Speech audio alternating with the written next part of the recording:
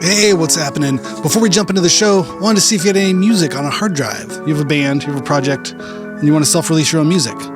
Well, there's an easy way to do it. You can go to distrokid.com/VIP/hyphenate and go get your music up on all the streamers. You keep 100% of your royalties, and you can get 30% off by using this code. It's a great, easy way to get your music up on the streamers and share it with your fans, your friends, your family, your mom, your dog, everybody. Everyone wants to hear it. But go to distrokid.com/VIP/hyphenate, HYPHENATE, and send me the link. I want to hear it too. Send your mom the link. Send your dog the link. They all want to hear it too.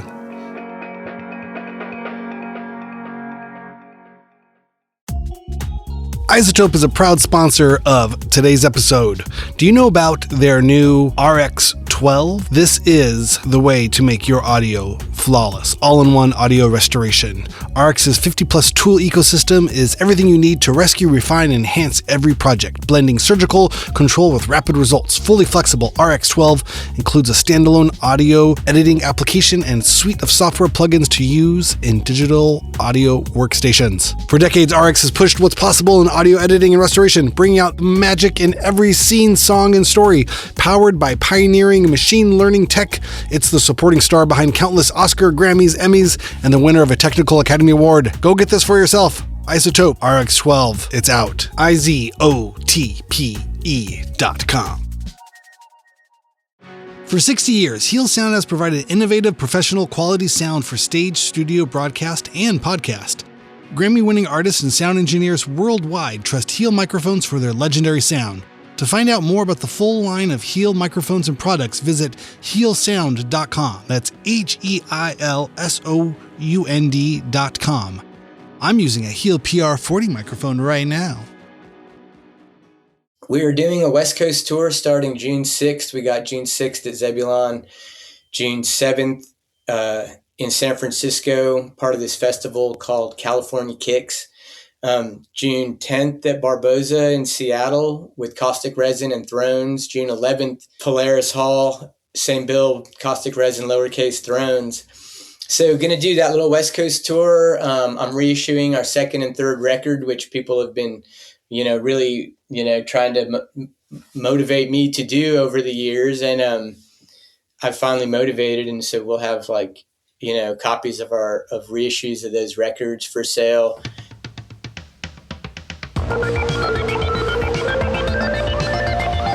What's happening, everybody? It's me, Randy Randall. You're listening to the Hyphenate podcast. Today is our show for Thursday, June 4th. I'm very excited for today's show. I'm welcoming Brian from Lowercase. You heard him there on the top talking about tour dates. Lowercase are going on tour. You might have heard a while back I had Ahmad Wasif on the pod talking about his new solo record, but he's also doing some Lowercase dates, and that's an exciting event in my book. I really liked Lowercase. I still like Lowercase. They put out some incredible records. I mean, really, what an awesome band, and especially, out of time and place for when it all happened. They were definitely influential and incredible. So I'm so excited that they're playing shows again. And they're going to be here in LA on this Saturday, June 6th. And they're such an awesome band. Go follow them. They have an Instagram page. It's lowercase_band. You can also find them on Bandcamp, lowercasetheband.bandcamp.com. And Brian also owns an awesome beer and wine shop, as well as kind of like a bar here in Eagle Rock called Western Station Beer and Wine. You can find them on Instagram at Western Station Beer and Wine. It's a fun place. It's chill. If you're looking for a place to go out for a drink before or after doing things, or just as a final destination, you can go there too. Hang out at Western Station. That's Brian's shop. Lowercase, man. It's fun. It's great. It was great talking with Lowercase. Yeah, the Going Away Present. That was the record. That was so cool. And it's still so cool. I mean, I don't know what to talk about in the past tense, but you know what I mean? And just in the sense of things that were influential. And I think, it was a post-rock sort of world there. And so it was fun to get to talk to Brian about how he and Ahmad did it, and then his band's, his music career, post Lowercase as well. So, without further ado, here is that interview, and, go see them. They are on tour right now. They will be coming to your town on the West Coast very soon. What do we got here? We got LA this Saturday, San Francisco on Sunday, California Kicks Fest at Neck of the Woods, and then 6/10 up in Seattle at Barboza with Thrones and Caustic Resin. You kidding me? And then 6/11 Portland, Oregon, Polaris Hall, also with Thrones and Caustic Resin. That is a hell of a lineup, if you ask me. Reissues of records. Go support cool independent bands. Go listen to some Lowercase this weekend. Do yourself a favor. All right. Without further ado, here is my conversation with Brian.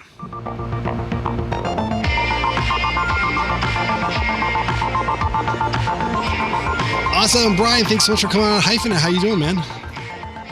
I'm good. Thanks for having me, Randy. Yeah, thanks for jumping on. Yeah, you hit me up after the Ahmad episode, and you had a calendar of shows that Lowercase had done. Which Tell I me think about I this. stole offline. I wish I was the kind of person to meticulously keep these types of things, calendars and dates and information, but I don't. So unless someone posts it, I'm usually okay. Was that oblivious. the smell calendar? Did Jim post pictures of the from smell? like a million years ago, and I've had that I've had that screenshot forever because.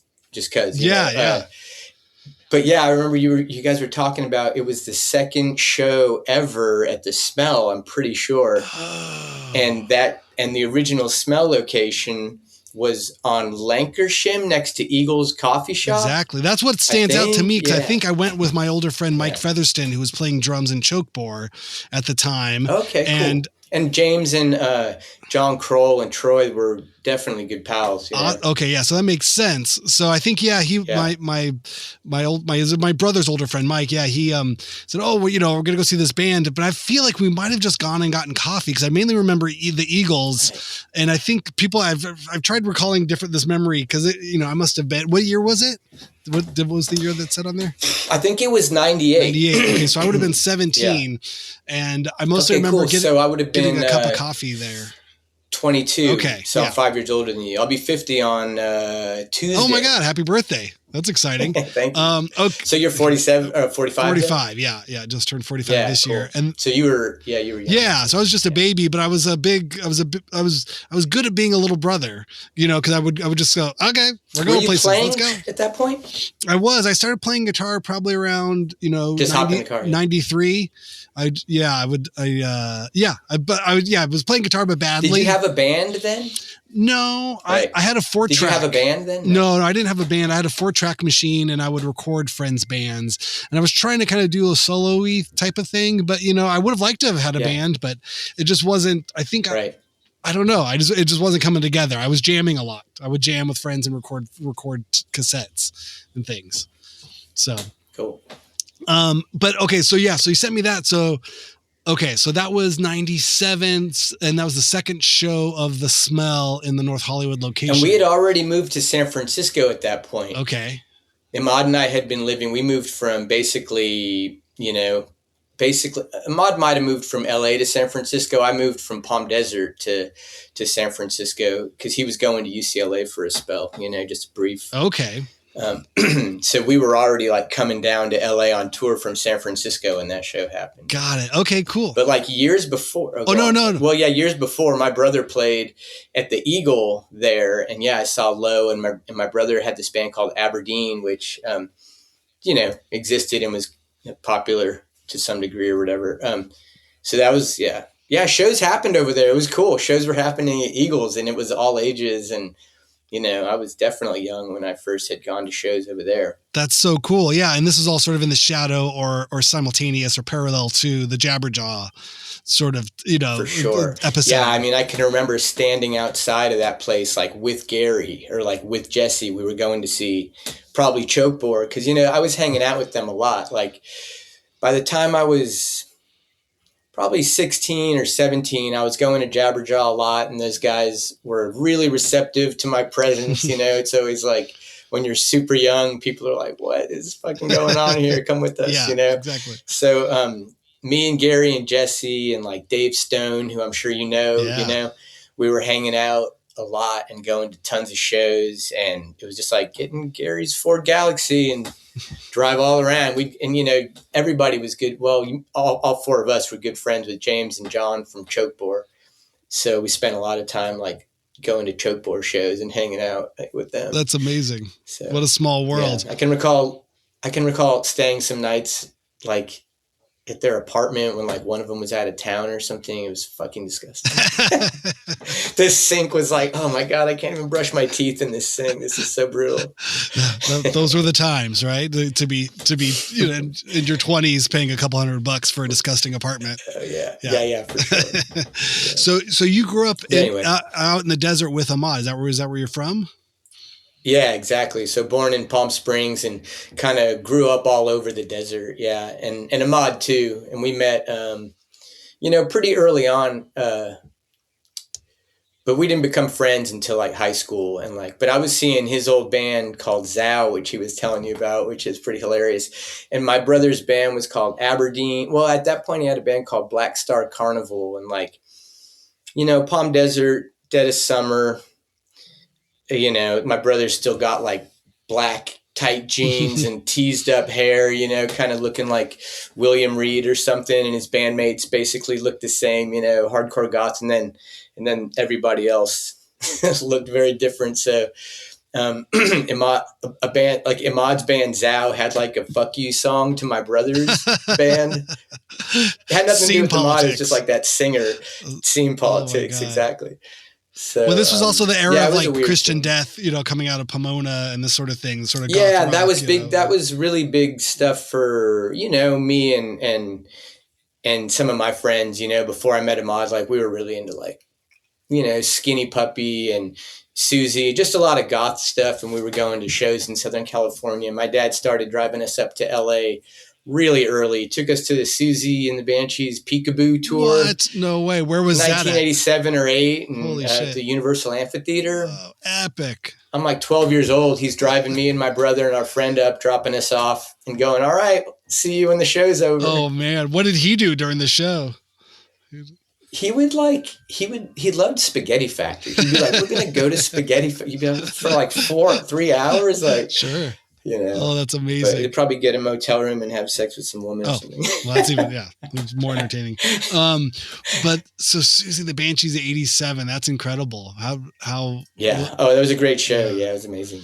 And that was pre-Robert Smith in the band, right? Or was that right around that same time? No, it was post. It was like Peekaboo, okay. Susie. Yeah. So that Robert Smith there, it was like, it was more 83. 83 or 4 or something. Okay. Yeah. That was huge. That was stuff that I was like really worshiping. Even like, Head on the Door on, I think I was like 9 or 10. I was really getting into The Cure and Susie at a very young age, Wow. And then how did you come across that sort of stuff out in the desert? What was I guess older brother? I mean, it's my brother and his friends, my brother's a year and a half older and his friends were even a couple years older than him. So I think like through them, and then, a good friend of mine's older brother, like turned us on to The Cure in particular. I remember just, I'm wearing a Cure shirt in my 6th grade yearbook picture, and it's just like, it's like you're so young. I don't know anybody that's kind of, Yeah. But again, that's getting so obsessed so young or something. That's the best part about being the little brother is you just sort of, you're exposed to things and you're just young enough to kind of go with it. And it blows your mind at any age, but especially, as it enters through that sort of way, you're like, I remember having like a Walkman on and like just being so obsessed with, the music, like, it was certainly more than like, going to go the direction of, something about the music was really like hitting home hard at that point, and it's like, could it have been another music? Sure, I guess. I mean, even younger than that, I had a stepbrother who was a few years older than me. And, I remember going up to like the record store with him and my brother and some neighbor kids, and buying like Van Halen 1984. In 1984, I'm like 8 years old, Def Leppard, Iron Maiden. I mean, I had like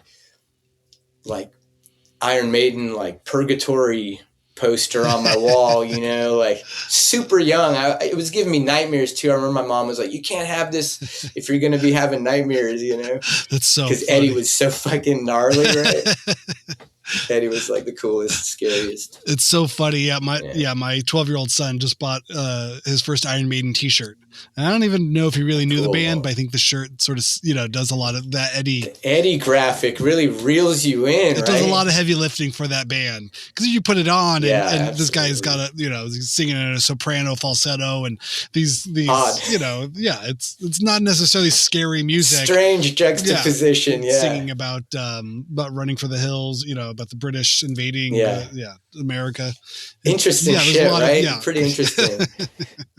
I mean, I definitely like them, but they're not a band where I continued. I took that for all the rest of my life. It's a good gateway drug to other better music. Yeah, for sure. And then how does Lowercase come together? What's the genesis of that? Well, like my brother he gave me like a Fender amp, and he gave me I had like a SG bass or something. Just started going to shows and everything. And Ahmad had a band, and my brother had a band, and like I think one day, just like Ahmad was kind of knowing that, maybe we all went up and saw the Jesus Lizard at the Whiskey, and maybe it was like John Spencer Blues and Blues Explosion and the Jesus Lizard. Wow, that's a great show. And that's kind of at the Whiskey A Go-Go is amazing, all ages.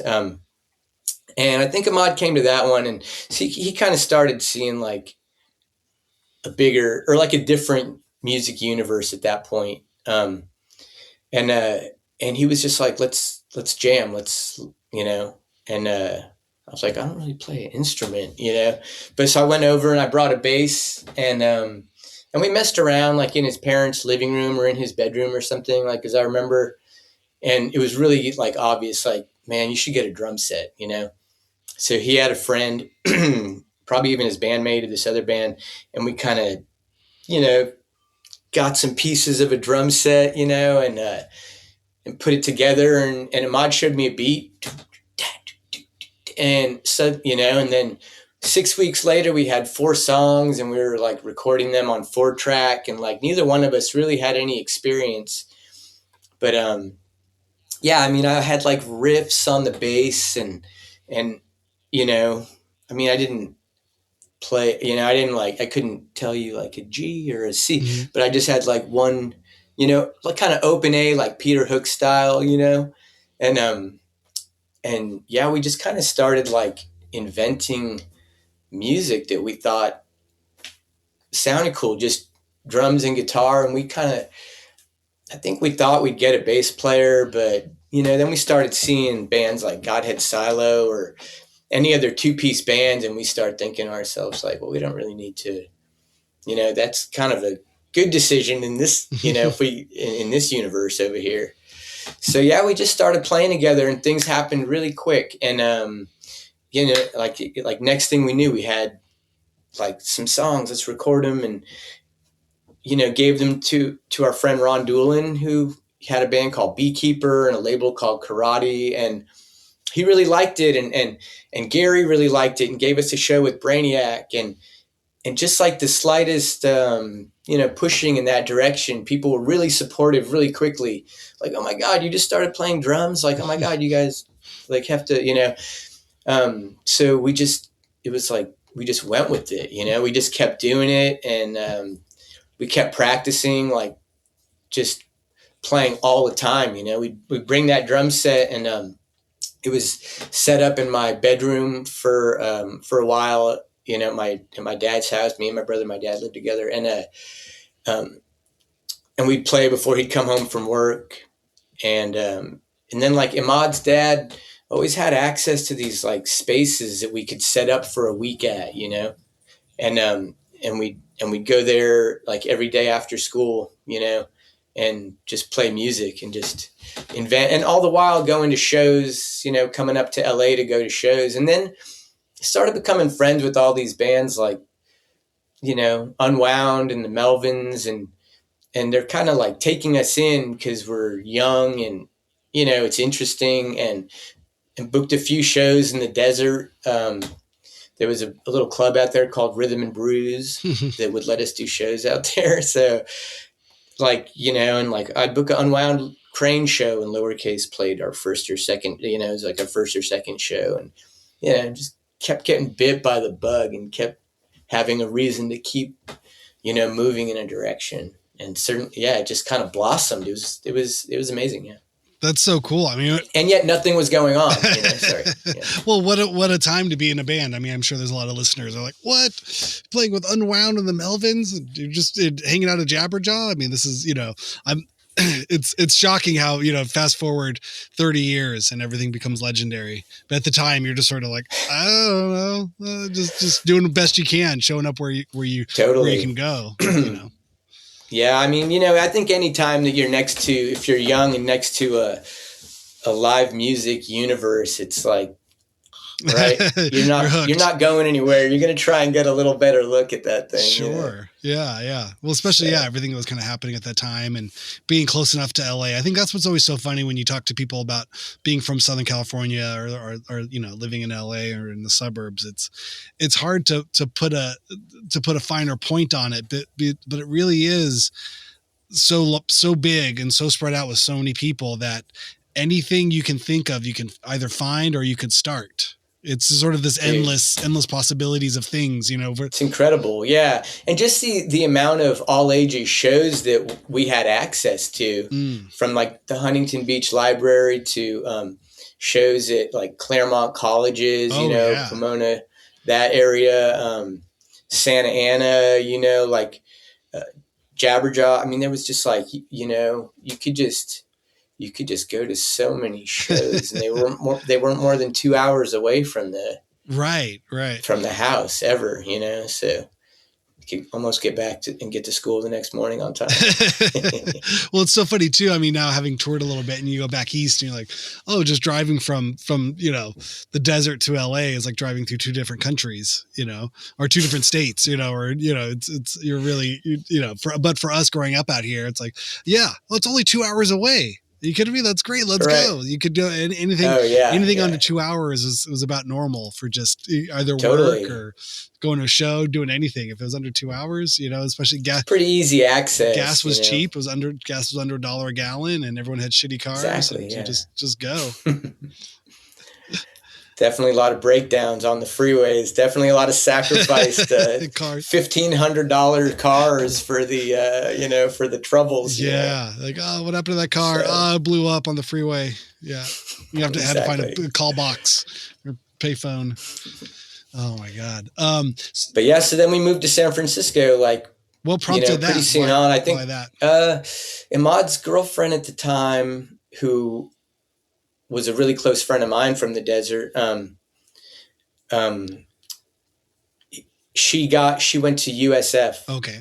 And so Ahmad was like, man, I'm moving to SF. And my brother had that band going. So there was like a couple weeks where I was kind of wondering, oh man, am I going to go up to San Francisco and try and continue Lowercase, where we had already gone up and played once. So I didn't know the city. It was really overwhelming, but we'd been there, and like I'd seen it. I didn't like it. I thought it was, we were on Market Street or something, and it was like, ew. But I was like, okay, maybe I'll stay in LA, or maybe I was kind of half living in LA that summer, just staying at like literally on Dave Stone's couch, and my brother's band was living in Tahunga at that point. And I where? Was like, We're in Tahunga. I'm not too sure. I'm not too sure where they were living besides Tahunga. Okay. Just like, but I remember thinking I could join their band or I could move to SF, but the pull, Lowercase was like, it was at that point I realized that like Lowercase was like my child, it was like, our child. Yeah. It was not just like a thing to walk away from at that point, Mm-hmm. And had you done any recordings by that point? Or with Tom, do you know who Tom Grimley is? Yeah, Poop Alley. Yeah. So Ron Doolin from Karate Records was going to put out our first record and we recorded some songs with Tom at Poop Alley. And it kind of went south because I was like young and stupid, and like me and Ron are really good friends, and have hashed it out since. But I sent Tom Hazelmeyer, who was also had started to become someone I knew because from AmRep Records. He was at Jabberjaw and stuff. Yeah, from AmRep. Tom Hazelmeyer showed interest in our band, and he asked to hear that recording of what we recorded at Poop Alley. So I sent Tom a tape of that, and Tom really liked it. And Tom immediately was like, let's do a full-length LP. So we recorded again more songs. We recorded again at Poop Alley. And I think we did a 7-inch and then went back and recorded an LP there. And then we moved to San Francisco like pretty much right after that. So our first record came out right when we had moved to San Francisco. And once again, just kind of just hit the ground running, had some friends up there, moved into some friend, with some friends just whose bands we played with, Tim Green from Nation of Ulysses. Oh, sure. Like I moved in with Tim Green and Sarah Reed and Sadie Shaw, and they had this band called the Bonneau Gang at that point. Jessica Espolita, I think, was in the Bonneau Gang. That might not be true, but she was in the Slatterleys. But they came down later, or even earlier, actually. Anyway, so moved in with them and just kind of like stayed immersed, and me and Ahmad just got a practice space where like A Minor Forest and Jawbreaker were practicing and Bakemono and immediately just like, kind of had learned enough to like, just, all right, let's keep it going in this way as hard as we can, and we were just practicing as much as we could. And then we were playing local shows and touring when, the opportunities came, and, then recorded our second record with Tim Green, who recorded our third record and some songs in between too. That's cool. Where did you record with Tim at? We recorded first, he had this house that I moved into that had a studio in the basement, and he recorded the fucking Champs 4, Champs 4, Epic. that record. Yeah, it's amazing.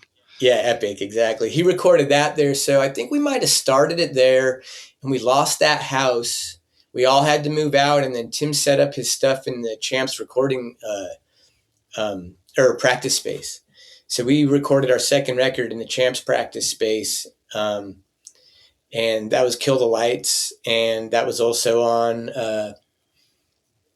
Amphetamine Reptile. And by that point, we'd like toured with Sebadoh and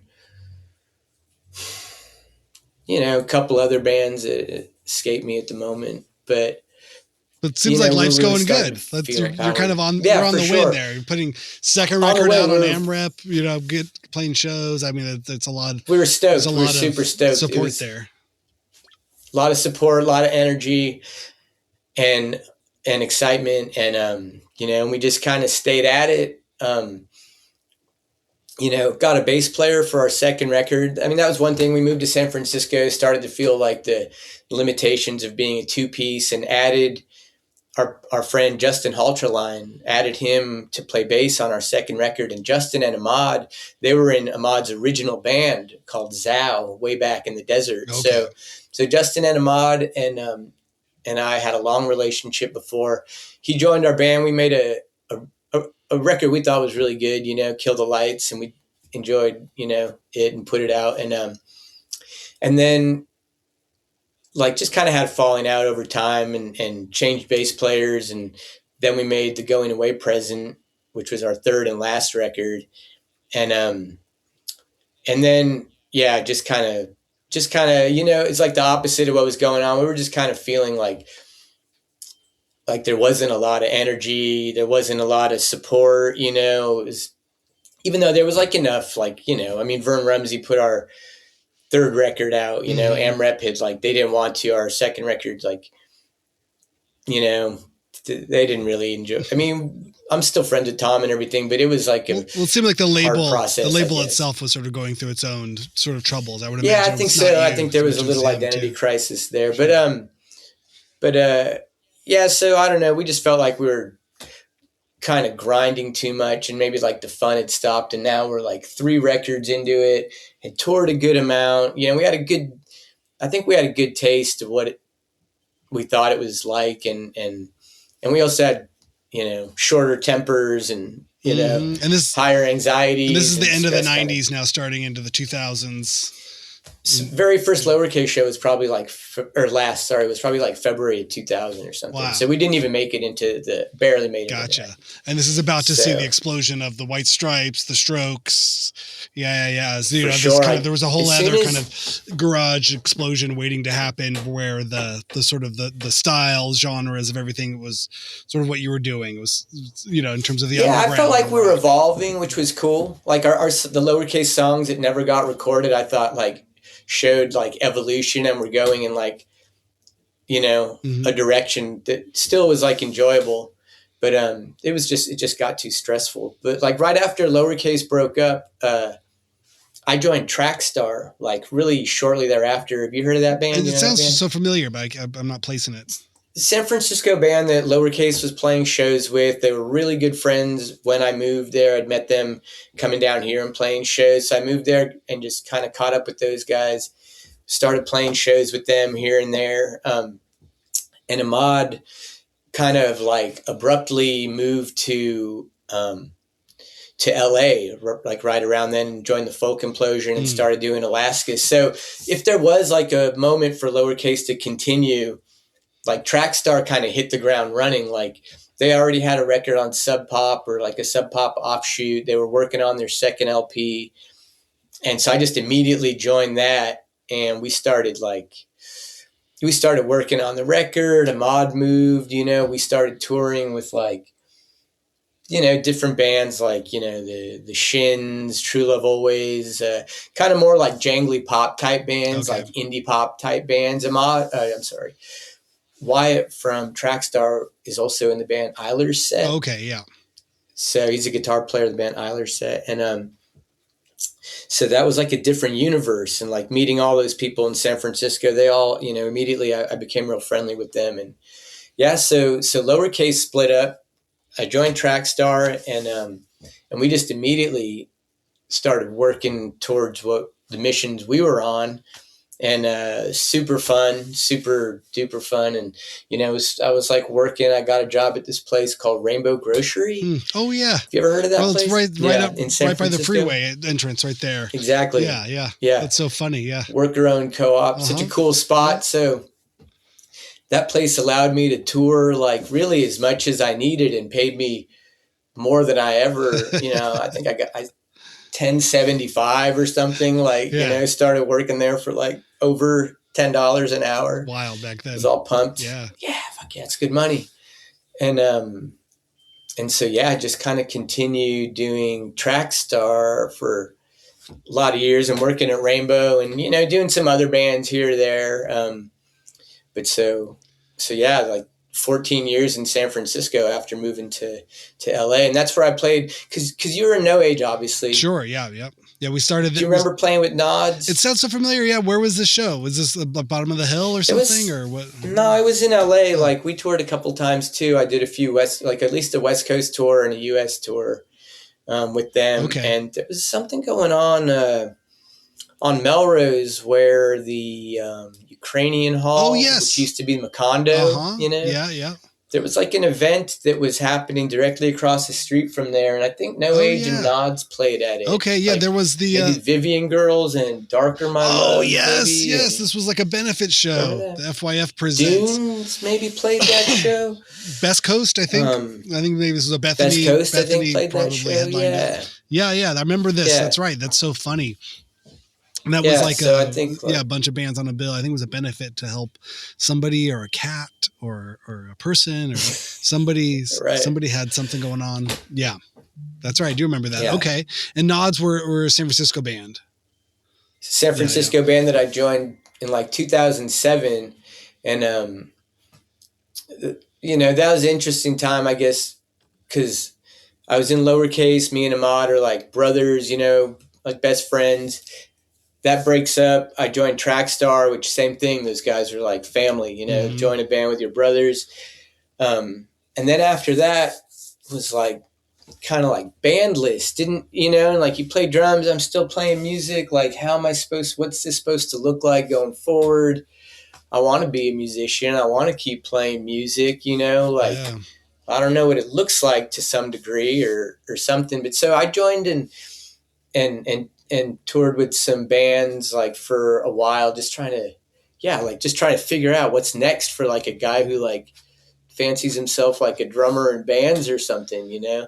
And well, at this point, you're probably Wooden? getting into your 30s too, and then it's just like, okay, well, I was like, this would 2007, 31, you know, something like that. It's a big time in anyone's life. Just even totally starting to think about the future a little more and everything, you know. But still knew that like I wanted to like maintain like a life that revolved around music, you know. Basically, just trying to find how you're going to apply your trade or something. For your interest.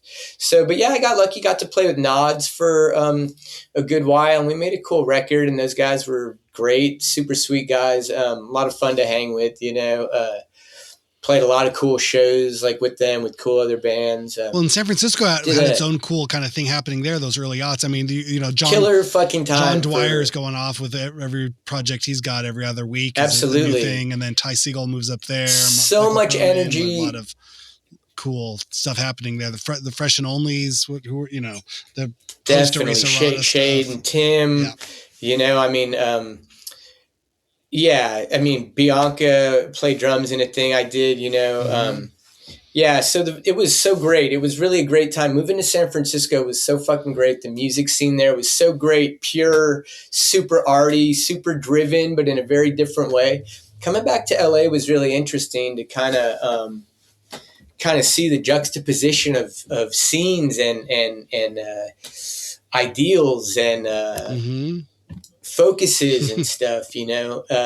And San Francisco felt very small town. It felt like kind of the scene that you moved to from like you could bring a band there from like Memphis, Tennessee and maintain but you probably moved to Oakland if you were from Memphis, you know. But if you're from Nashville, you could go to the city. You could afford that. Yeah, maybe. Yeah, Music City. You're used to it at that point. But yeah, just amazing bands. You know, I was playing in a band for a good while called Personal and the Pizzas. I don't know if you ever heard that. Yeah. I mean, it's, I mean, there's a time, I think from like 2003 to about 2013, everything becomes a blur. There was, you know, there's about 10 years of there, you know, that's probably from 22 That's to great, though, because that means we're busy as shit during those times. Yeah, no, you know? I mean, there's definitely stuff that stands out, but I'm sure there was a million people I met and did, you know, and you know exactly how it is. You know, you're out and about and you're just stoked. So many names, busy so many shows, so many people, and you're just experiencing it. I'm not taking notes. Exactly. You know, like, right? I mean, we barely had cell phones. I'm not taking a ton of photos. No, exactly. Yeah. You had maybe. I had no cell phone. Right? I was way late on the cell phone world, you know? Yeah. Living like a Luddite or something, you know? Well, it's so hard. And then, but, you know, it's like. I was also drinking a shit ton back then. Making records, recording music. It's hard to remember anything. Also drinking a shit ton back then, you know? Smoking a fucking ton of weed. Yeah. But all the while maintaining that, you know, I had to go to work the next day and I was like paying rent and paying my bills and, you know, trying to like live like an adult too. You know, I was pretty disinterested in touring. Like after I did that Nods tour, even though it was like half comfortable or something, you know, I was still maybe like 30 something. It was like, fuck, you know? Yeah. Those hardwood we floors. Weren't touring in style. Those hardwood floors get harder and harder. Yeah, they hurt after a while. Yeah. They used to be like, used to be stoked. Like, cool. We got a free place to stay. Let's go. They got beer. Let's go get a beer. Then you start asking questions like, is there any animals there? How many couches are there? Did you see a rug or a carpet? Like, what did you see there? You're already, you're screwed by that point. Once you start asking about the place and how many roommates and are we going to stay up all night? It's like, why are you even asking? You're coming over, bro. I'm giving you a place to stay. You don't get to ask questions. We're going to party. Everyone's, dude. That's the party. That's the biggest fallacy of staying, you know, sleeping at someone's house is there's very little sleep that happens at someone's house. Someone that offers to have a whole band. Every night you're there to hang, right? Yeah. For them, because for them, it's the party. They're having the band from out of town come to their house and hang out. But for you on tour, it's just a Tuesday.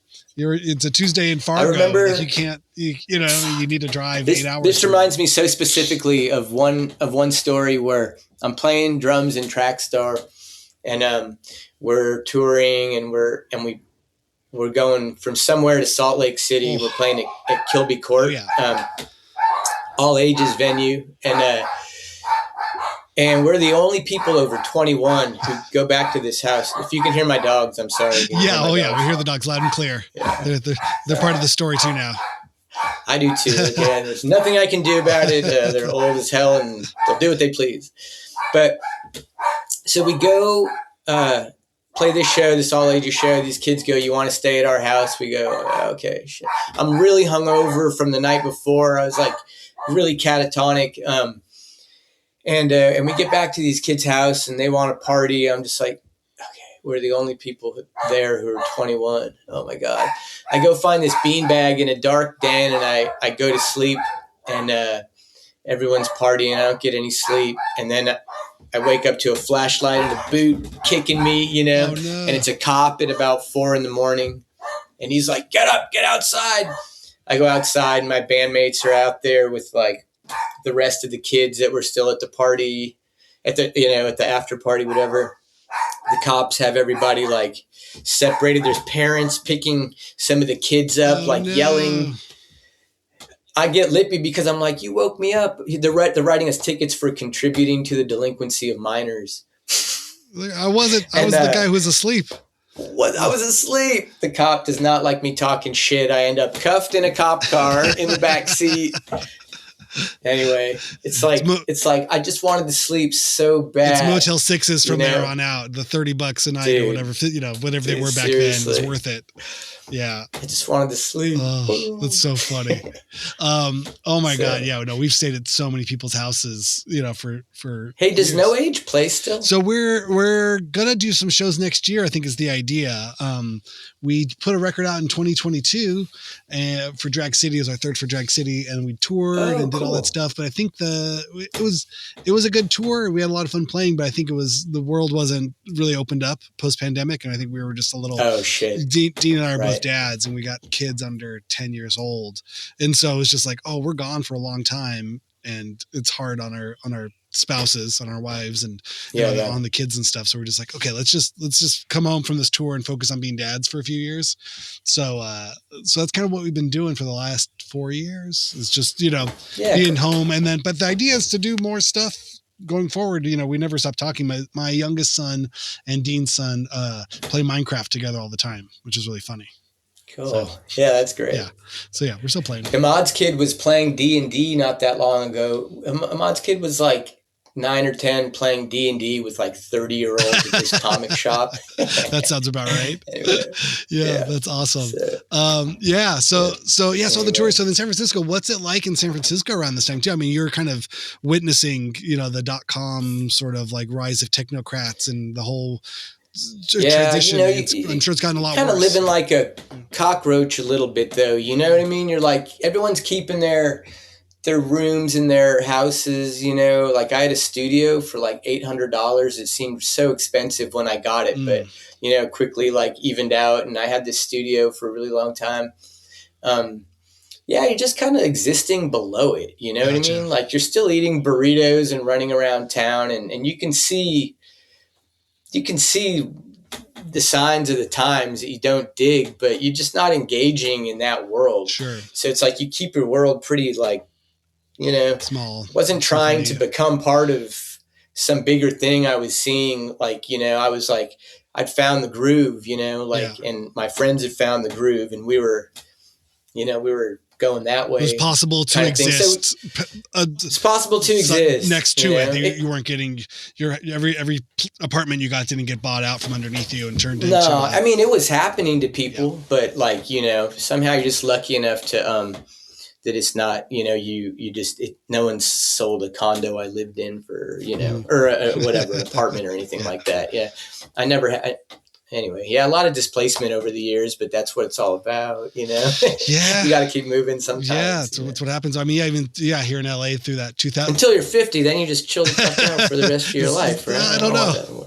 You would hope so. No, but yes, tell it to Altadena, right? I mean, tell it to the Palace. I mean, tell it to LA. Sure. Yeah. No, I mean, I was just going to say surviving or in LA during that 2008 bubble, so many places. I'd lived in a place right off Melrose for about 10 years at that point. And then from like 99 to 2009. And then the house got foreclosed on as part of that 2008, market correction, they call it. And then wild how cheap LA was for so long. Right. Yeah. Really. I mean, that was the fun part about touring in those early days too, is, we'd go to other places and be like, ew, LA, so gross. You're like, that's cool. Like we have a 1-bedroom for $500 and I got 8 people living there. So we're all kind of and we got a skate ramp in the back and a place to park. A basement and shit, yeah, definitely. You remember the band Distorted Pony? No, I don't know them. LA band. Okay. Early days, early Jabberjaw, kind of like industrial something, okay. I remember staying at those guys' house like kind of regularly because I knew someone in the band. They'd let us stay when they were staying at their girlfriend's house or something. We're super young. But anyway, these guys had a palace. It was run down and it was like in Koreatown, but it was like this 6-bedroom thing with the basement and all this outdoor space. And these guys were living like dirt cheap, Amazing. It was great. Yeah. Yeah. So good. But it's funny, I noticed the culture of LA started to change because 8808, remember that Boredom's like. Oh, yes. Right. Yeah. Did you go to that by any chance? I think we were on tour when that happened. I was in that, that Beverly Park kind of over there in Hollywood. Yeah. Right? Where Lockma is and La Brea Tar Okay. Pits. Yeah. No, we were on tour. I got to play in that. That's cool. I know Hisham. Yeah. And like, out and did a bunch of stuff. Yeah, it was fucking amazing. But I remember coming back and LA at that point, that scene, what I saw of LA in 2008 right there, it started looking like kind of like the scene in San Francisco, like really amazing creativity outside the realm of commercial acceptance. You know what I mean? Like indie rock or like the indie scene, the art scene. I was like, wow, this is fucking cool. That's when I don't know. I first started really thinking of LA as a place I would maybe want to move back to, maybe that was right around when I was in Nods too. And like, I remember just meeting like Tim Presley. Oh, sure. Or Sean Paul Presley's brother. And just kind of seeing bands that kind of looked, I was like, there's some cool shit going on down here, and it seemed in LA in the mid 90s, I guess when I was here, it was very much, it was just a weird scene. It was just a very weird scene. It was like a sceneless or a centerless scene. Mm-hmm. The center in San Francisco seemed to be in the Mission District, 2007-8, it was like, Northeast LA, I never heard anyone refer to it like that, but like, Silver Lake, Highland Park and everything. I mean, my brother, he lived on like Rowena at like Griffith Park. Oh yeah. Right around then. Yeah. So started to see like this really nice side of LA that was like, this is a lot like living in the Mission. This is a lot like living in San Francisco, seeing people on the sidewalk if you walked on Hillhurst or Vermont or something, Super cool. Super cool. So I really started to feel a drawback to Southern California. Dive bars Los Angeles, were on every corner, and cheap beers and people riding bikes. And cheap rents too, man. That was sort of that 2008 sort of big real estate thing sort of delayed everything. I think there was big plans for LA always. There's always like downtown's going to change. There's so much investment, so much money. That 2008 kind of kicked the can, I think, for another I don't know, 10 years, 6 years, something like that. And then it just, the bite got put on LA. The rents went up, everything got shitty, or not, didn't get shitty, but but it got harder to live. Yeah, no, like everywhere else, it got harder to live. Exactly. Yeah. And there's something always shitty about living in a huge city. I mean, that's how I feel about it. It's like, there's just like a brutality and a anxiety and a forcefulness, usually where, you have to get in traffic, get on the freeways, you have to like drive across town in 30 minutes, and you're like, I mean, your anxiety, sure. I got to get there by this time. It's just hard. It's a struggle. Well, that's where it's that funny thing where it definitely, that's like the difference with small town, big town sort of thing where it's like, you're not going that far, but it's going to take an hour. You got to give yourself the time to get there and then when you get there, there's going to be nowhere to park. So you got to like find a spot to park. Sometimes it's worth the trip. But yeah, well, that's it. Like, right. I mean, there's enough stuff to do. I feel like that's a funny thing, like the chicken or the egg, right? Kind of like what happens first. Like there's a lot of cool stuff that happens that makes it worth leaving your house for, but it's almost like it has to be cool or it has to be good because or else you wouldn't go anywhere. I think that's post pandemic. It's really like you really got to make stuff cool to get people out of the house. I live with, I live with my girlfriend in like Eagle Rock, Highland Park, you know, and we have a little business on Colorado Boulevard. Oh yeah, tell me about it. What are you guys doing? It's called Western Station. It's a little like beer and wine bar and store, and it's like a mile and a half away from the house. Oh yeah, and I can walk and ride my bike there, and we can walk to like York Boulevard and like get some access to things without having to get in a car. And it's like, yeah, it's just, in LA, it's like when you have those things, it just becomes harder and harder to get. Like I drove into Hollywood today and it was just like, holy fucking shit. Belly of the beast, my wife and I play the game if we take our kids into Hollywood to do something fun, there's all kinds of things to do, but we play the game like, oh yeah, we used to live there. There was a big party there. That used to be a warehouse. Well, we're not going to tell you what happened there, but things happened there. Okay. Yeah. I got my car towed from over there. Like that's where I got hit by a car. I was on my bike. Like, personal history tour. Every block in Hollywood's got some story to it, but it's cool. Yeah. I mean, if you're able to make your life, if you're able to make your life small and in the sense that like you can get to places and it's manageable and it works, you know what I mean? That's right when I moved back to LA, I was staying with my brother in Burbank, and I was working, I'm a barber, and I was cutting hair in Culver City because this place, I was living in New York for a pretty brief amount of time before I moved back to LA, and this place I was working was kind of like trying to get me back to work at their LA location, which I finally did. But I was staying at my brother's in Burbank, and I had to take my car to a mechanic, and this Armenian dude was like, you socialize like far away. He's like, work and live very close, he's like, go socialize, like, you can socialize anywhere you want, but he's like, you're going way too far for work. He was telling you, because you were taking your car in, you were putting too many miles on your car. Yeah. From his perspective. And it was near my brother's house in Burbank, Right. Yeah. From Burbank to Culver City. He's like, you're working in Culver City? Like, it's not worth it. But I think he told me that bit of advice like dropping me off at work. He literally had driven me to work. So he felt the the pain of the Burbank to Culver City slide. He was very sweet. This guy was amazing. That's funny. Yeah, no, I was just talking with some other parents at like a kids' soccer game, and they came from different towns back east, and they were just saying,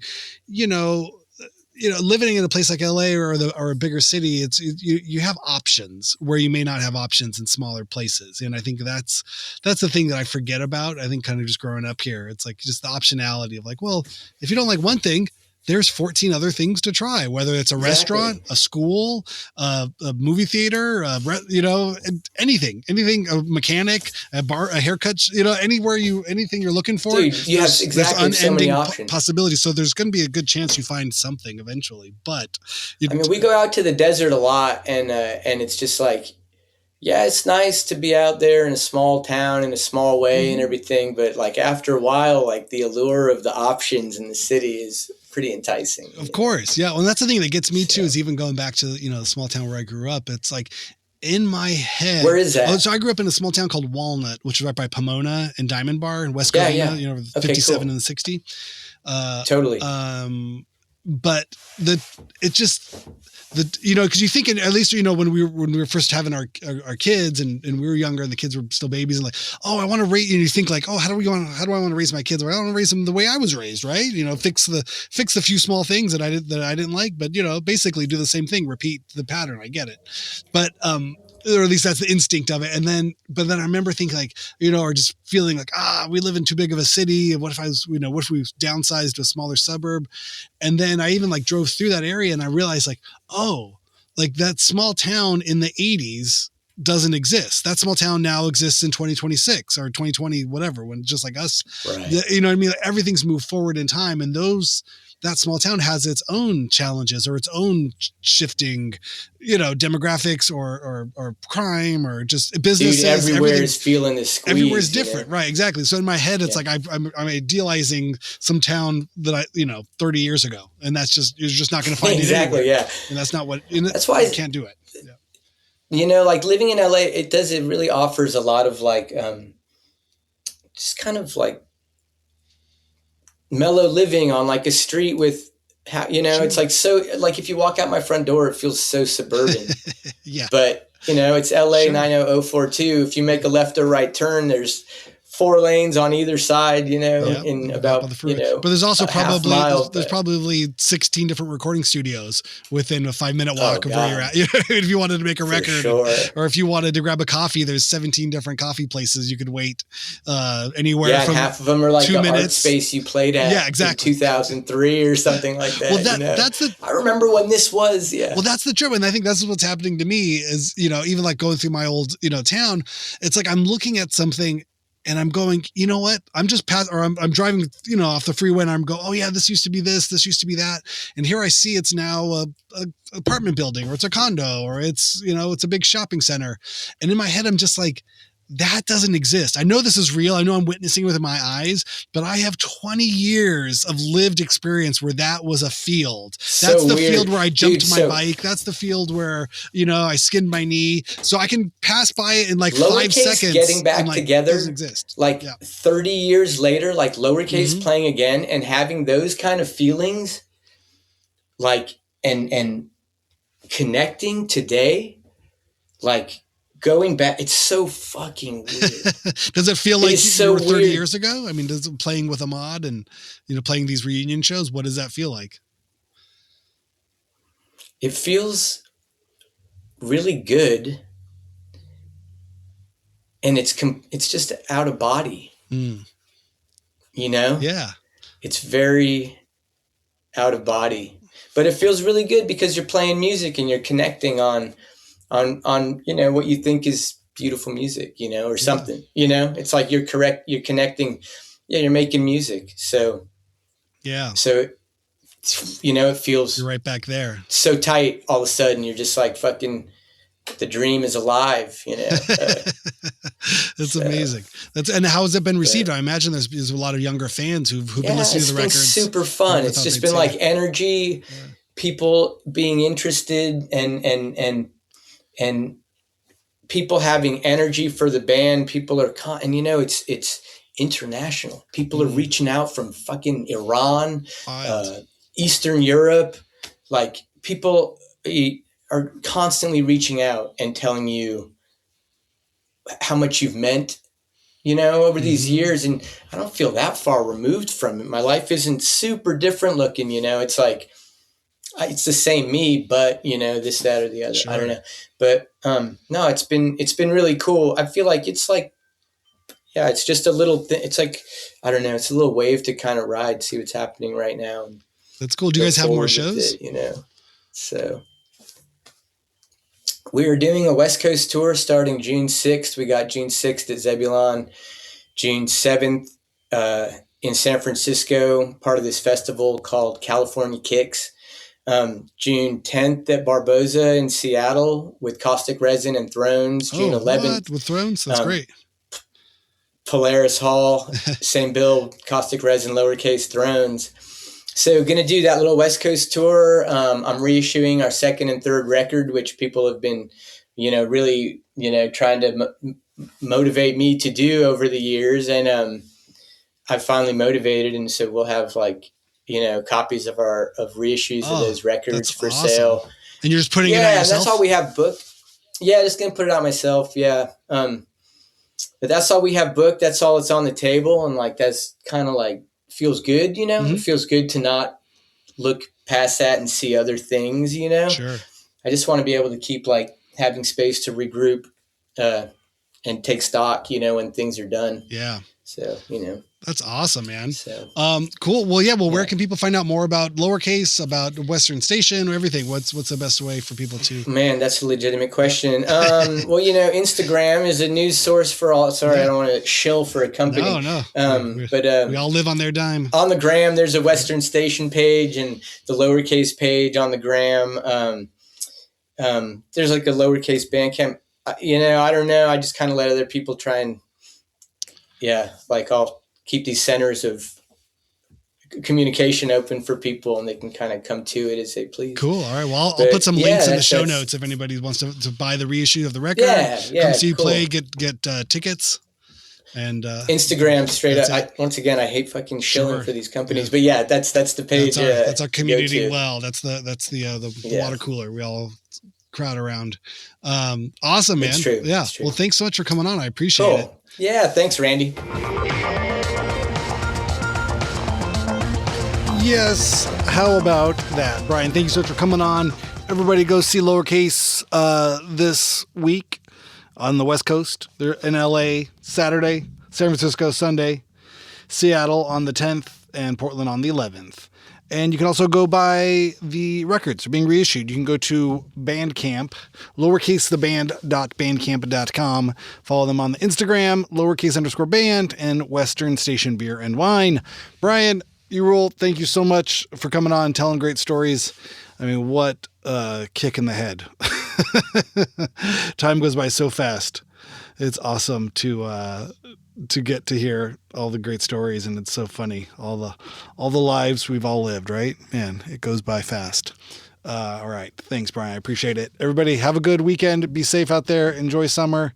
Go get a tan. Wear some sunblock. Drink lots of water. Be well. Bye.